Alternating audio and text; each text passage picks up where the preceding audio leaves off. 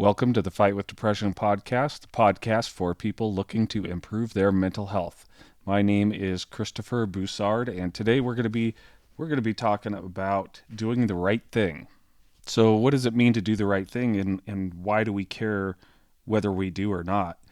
When somebody says that they do what's right by them at the expense of other people, then it's going to snowball, right? So you do something that you think is right, but it negatively impacts somebody else, and so they do the same thing, and it keeps going, and it builds and it builds and it builds.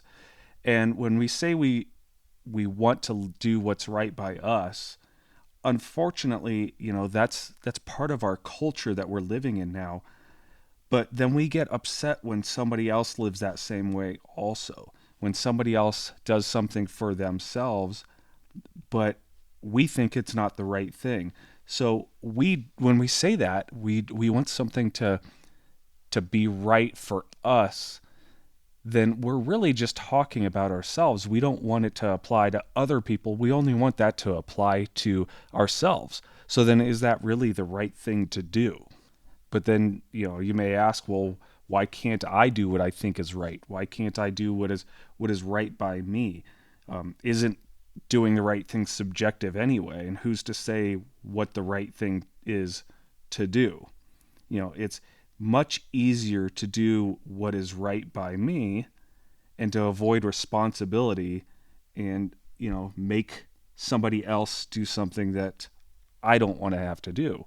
It's it's not my job. It's not my responsibility. We hear that all the time, unfortunately. Well, that wasn't my job. Well, that wasn't up to me. That's not my fault. So then what happens is, we don't want to do something, so we leave it up to somebody else. It's their responsibility, and we just let somebody else take care of it for us, or not even take care of something, but somebody else has to take the brunt of our inaction, something that we're trying to avoid. And I did a podcast episode on avoidance earlier. But if you're trying to avoid something, if you just don't feel like doing something, then somebody else negatively is impacted because of that. So then what's the right thing to do anyway? So, I mean, have you ever called somebody or emailed somebody asking for information or asking a question, and they get back to you? They say, "Yeah, I'll let you know tomorrow, or I'll get back to you by Thursday, or whatever." And it's a week later, and they haven't responded to you, and you're sitting there. You think, well, I know they're busy. I'm busy, so I'm going to give them some extra time. And instead of getting back to you when they say they're going to, they just ignore you. And so you follow up with them, and they end up getting frustrated because you're following up. Hey, I haven't heard anything. What's going on? And then they turn it back on you and say, well, why didn't you ask me? Why didn't you follow up? And so they put that back on you. Well, now put yourself in the other situation. When did you do that to somebody else? When did somebody ask you for information and you said, well, I'll get back to you, I'll get back to you tomorrow, and you just didn't do it because you just didn't feel like it. It was too much work to call them or to email them or to get the information for them that they were asking for in the first place. So then what's the right thing to do in that situation? Am I doing, what's right by me by saying, oh, I'm just too busy, I can't deal with this? But is that really the right thing to do when you're putting somebody off or you're getting frustrated with them when really they're just trying to get information, same as you would be if you were in their circumstances? And unfortunately we see this happen a lot, and I see it where I'm asking somebody for information and they say, oh, I'll get back to you tomorrow, and I don't hear anything for a week. And you say, okay, well, I'll reach out and just see if there's any update, and then they get upset. And unfortunately, that's just the way things go. And for some reason, we've decided that we want to be so busy and we want to look so busy that we just blow people off, we ignore them, and we don't get back to them. We don't fulfill our obligations that or our promises when we say, I'm going to do something. If you say you're going to do something, do you really mean it? Or are you just saying that just to get them off your back, so to speak? If you do that, then you're really just losing your credibility, right? I usually give people the benefit of the doubt, when I can, if they say they're going to do something and I don't hear anything from them. And, I reach out, hey, is there any update on this? And, oh yeah, sorry, I'm really busy. But after a while, they start to lose their credibility and you don't trust that person anymore. Well, if you're on the receiving end of that, you know how frustrating that can be. But if you're on the giving end, do you think about how you're perceived on the other end? Not just a perception value or anything like that, but do you really mean what you say? And do people know that you mean what you say? And are you actually going to follow through with what you say? So I did a blog post about this and talked about it in my last podcast.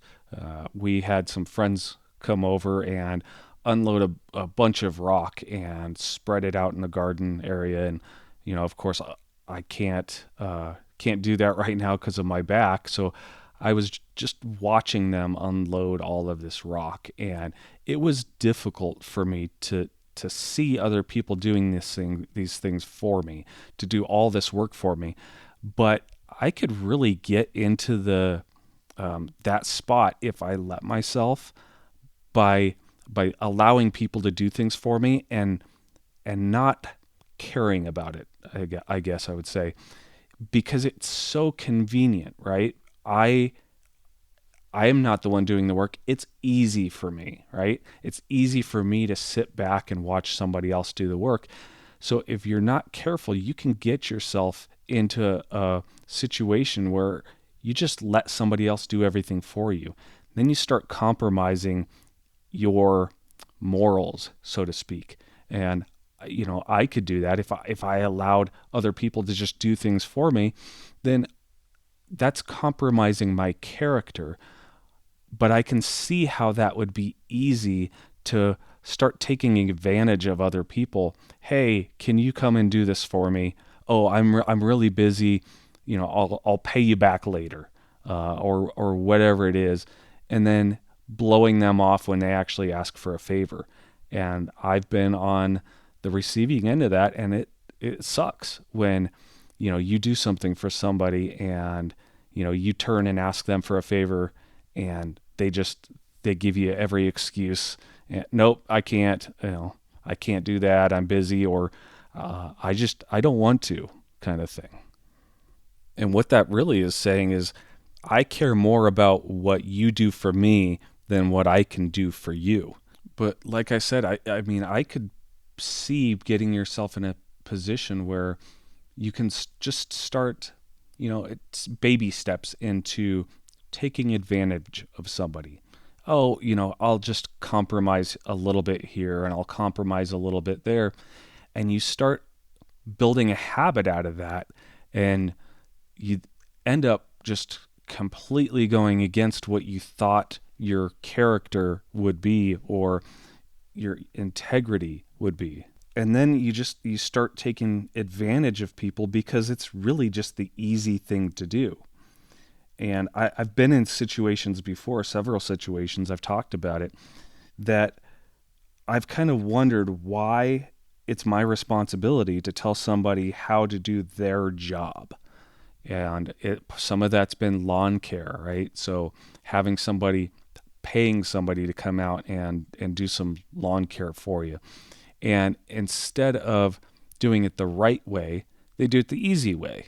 It's cheap, it's quick, it's easy, and they can get on to their next project. Why take the time? Why spend more money to put the effort into it when I can just get it done quick, get the money, and move on to the next job? Same thing with auto repair, right? So it's the shop's job to get the cars fixed and get them out, but they get turnover, right? The more cars come in, the more money they get. And it could be the right thing to do to make sure that it's done properly, or, put a Band-Aid on it.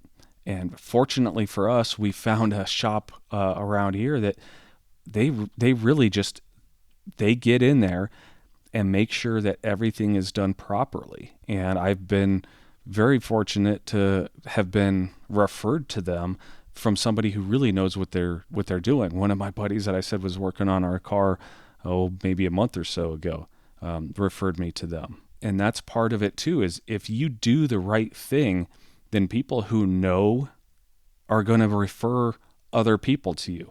Hey, that person is true to their word. They're honest. They're sincere. They care about what they're doing, and they care about other people. Molly does that in her job. She's a realtor, and she works by referral because she does the right thing. She does the right thing by everybody involved, and especially for her clients. If she was just working on one to the next and didn't care about the client that she's working with, then she's not going to get those referrals. And she treats every client that she has like they're her number one priority, right? There's no other client that I have that is above you. I'm going to get this done. I'm going to get it done right. So it's not just the home buyers and sellers that she's working with that enjoy working with her, but it's the other people. It's the lenders and everything that they enjoy working with her because she does the right thing, because it's the right thing to do. But sometimes that costs more money. If you get the turnover and you just take in money from anybody that comes in just so you can get them out and collect the money, it's going to be a lot more cost efficient for you. But if you actually take the time to do what's right, yeah, it can cost more money. And, we see this in the corporate world. We see this in corporations who they don't want to spend that money. So instead of doing the right thing, they're going to do what's best for the numbers, right? What brings in more money. And the problem is they do that at the expense of the customers, of the people like you and me, who are taken advantage of just so somebody else can make a few extra $1 million per year. And these big companies, they'll take advantage of you because they can. There's nothing you can do about it, right? You pay them money for whatever service they provide, or sometimes you're required to have that service, so they just take advantage of you and say, well, sorry, but there's nothing you can do about it. They don't tell you that to your face, but we know it, and there's nothing that we can do about it. And sometimes the people who can do something about it choose not to. So why are they not doing the right thing? Well, sometimes they want more money, right? It's more beneficial to them to earn that money. Are they going to get a bonus or just make them look good? Sometimes it's both, right?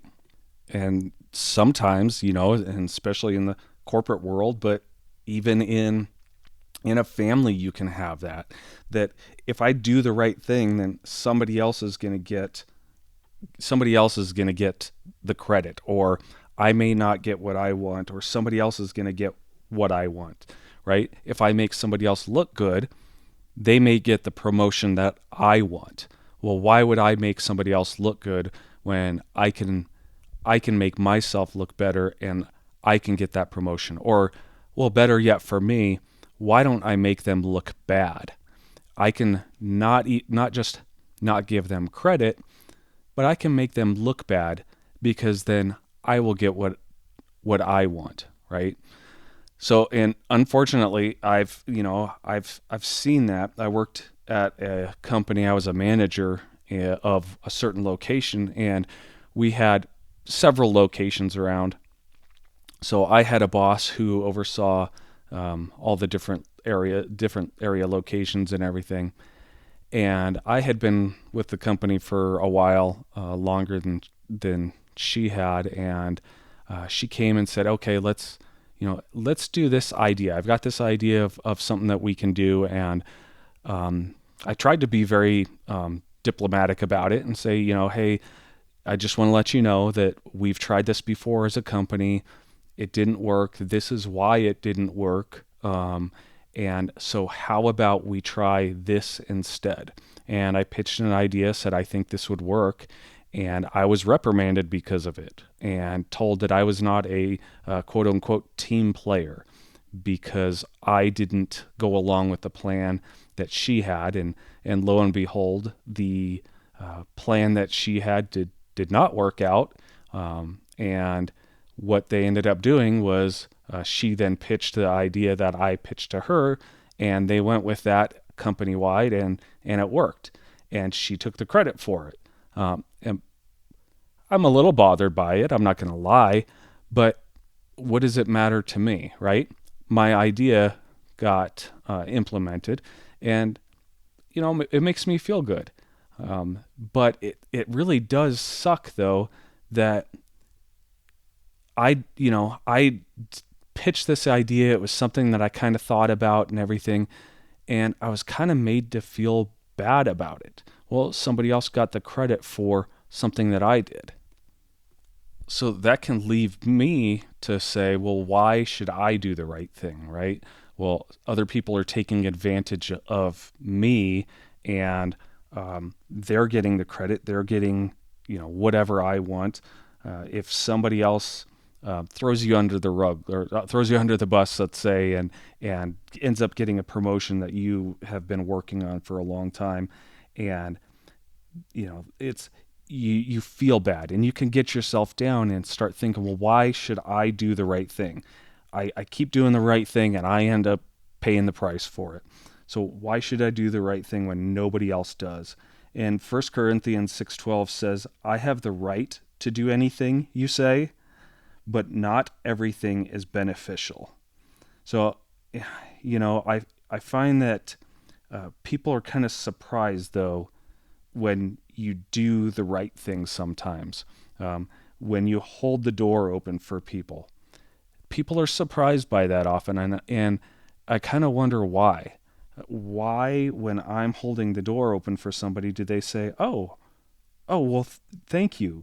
That was really nice." Shouldn't that kind of be a thing? Why is it now that nobody wants to hold the door anymore? And it's because people find it too much of an inconvenience now. Why should I take the time to hold the door for you when I'm in a hurry, right? Everybody's in a hurry, and we see this at restaurants too. Somebody wants to get in and get a table. Well, if I hold the door open for you at a restaurant, then you're going to go ahead of me and you're going to get the table. Well, I can't let that happen. I need to get in there first. So I'm just going to throw the door open. And I've noticed that a lot of people do not even look behind them. And when they go in through a door, and the door just slams in your face, and they have no idea that you're there or anything like that. And I teach my kids, and I love the fact that my kids will stand there and hold the door for people, because they see that I do it, and it's not just they see that I do it though. It's they see how happy other people can be, and oh, that means a lot to me. Thank you. Especially little kids, when the kid's holding the door and you acknowledge them, there's a joy on their face. I think that they did something that was meaningful to somebody. You walk out of a restaurant or wherever, and somebody's little kid's holding the door for you, and you say, "Oh, thank you," and their face lights up because they're doing something that impacted somebody positively. It's not somebody throwing the door closed in their face, or just walking by and completely ignoring them. It means something to them. And on the other end too, when you're holding the door for somebody, it means something to them. And we see it's not just door holding, but why do people not give their seats up for other people anymore? When Molly was pregnant with one of our kids, we were waiting for. I don't know why all of my stories have restaurants. We really don't go out to eat that much. Anyway, we were sitting at a restaurant. We were waiting for. I think we were meeting our family, and we were there for lunch. And Molly was very pregnant. When I say very pregnant, our kids were large. Our son was 9 pounds 4 ounces. Our lightest child was 8'2". So she was pregnant, right? And we were standing outside, and nobody was going to give their seat up for her. And I'm kind of wondering why people ignored us. You know that they see you, but why do people do that? Why do people pretend that they can't see you? Because they don't want to be inconvenienced. I can't give my seat up because this is my seat. I don't want to let you go ahead of me because then you'll get there first. So Mark Twain says, "Do the right thing. It will gratify some people and astonish the rest." So you may shock people in a culture that says, "I do what is right by me." If you do what is right, then you may surprise people for the better. And the physical therapist I'm working with my back injury, he's pushing against the quote unquote norm because he's tired of physical therapists who really just do the minimum. And sometimes, this isn't their fault. I'm not in this world. I just go by some of the things that his videos and everything that he puts out, and he wants to do the right thing by helping the patient's problems, their underlying problems, what's causing their pain, not just finding a solution to their symptoms, not just covering up their symptoms, not just covering up their pain or the weakness, but getting to the bottom of what is actually wrong. And he's doing that because it's the right thing to do. He's put in, I have no idea how many hours of training and everything and teaching to try and tell people, like, look, let's do the right thing. Let's treat these patients' underlying problems instead of just covering it up with a Band-Aid. Let's get to the heart of what's really going on. So he's really putting a lot of effort into that instead of just sitting back and saying, well, this is the way that we do it. We're just, we're going to cover up their symptoms because that's what we do. And, who knows, maybe it was because a long time ago somebody thought, well, hey, if we just cover up their symptoms, then they'll keep coming back to us. And, you never want to think that that's true, but that stuff happens. It happens all over the place. And so what may have happened was that, well, this is what we do. This is the steps that we take because this is what we've always done. So instead of just saying, well, I'm just going to do what we've always done, he's going back and saying, no, let's do the right thing, not just doing what we've always done. But who's to say what's right anyway, right? Why can't I be the judge of what's right by me? Why can't I be the judge of what's right for me to do, and you can be the judge of what's right for you to do? The problem, like I was mentioning earlier, is that, some people are going to have differing opinions, right? What is right by me is not what is right by somebody else. So then my doing what's right by me is going to negatively impact somebody else. So what is the ultimate right thing to do? If just doing what I think is right isn't right, then what is the ultimate right thing to do? So if there's no definitive answer to what is right and what is wrong, then it's up to us to decide as individuals what is right and what's wrong. So yes, we just have to do what we think is right. But if there's a single source of comparison, then there's an ultimate right and an ultimate wrong. And then it's not up to us to decide. So 1 Peter 2:15 through 16 says, "For it is God's will that by doing good You should silence the ignorant talk of foolish people. Live as free people, but do not use your freedom as a cover up for evil. So then, if you do what's ultimately right, then there's no question, there's no reason to question what you're doing. We've heard the phrase "do as I say, not as I do," and that's just a poor excuse to not do the right thing. And sorry for me to say, but that's really just crap. What you're really telling the person is it's okay for me not to do the right thing, but you need to do the right thing. And I tell my kids, just do the right thing. And Oprah says that real integrity is doing the right thing, knowing that nobody's going to know whether you did it or not. So integrity is doing the right thing because it's the right thing to do, regardless of who's watching. And it's okay for things not to go your way from time to time. It's okay not to get our way sometimes. And, Tony Blair says that sometimes it is better to lose and do the right thing than to win and do the wrong thing. And like I said, I tell my kids, just do the right thing. And I am definitely not going to say that I always do the right thing, because I don't. And I do things and I say, well, why did I do that? That was not the right thing to do. I don't want to do what I do sometimes, but I end up doing it, even though I know it's not the right thing to do. But we need to work on it together, right? Just try and do the right thing because it's the right thing to do. And doing the right thing is often going against what culture tells us to do, right? Doing the right thing is not always easy. It's difficult. Doing the right thing is trying to build a snowman at the top of the hill, right?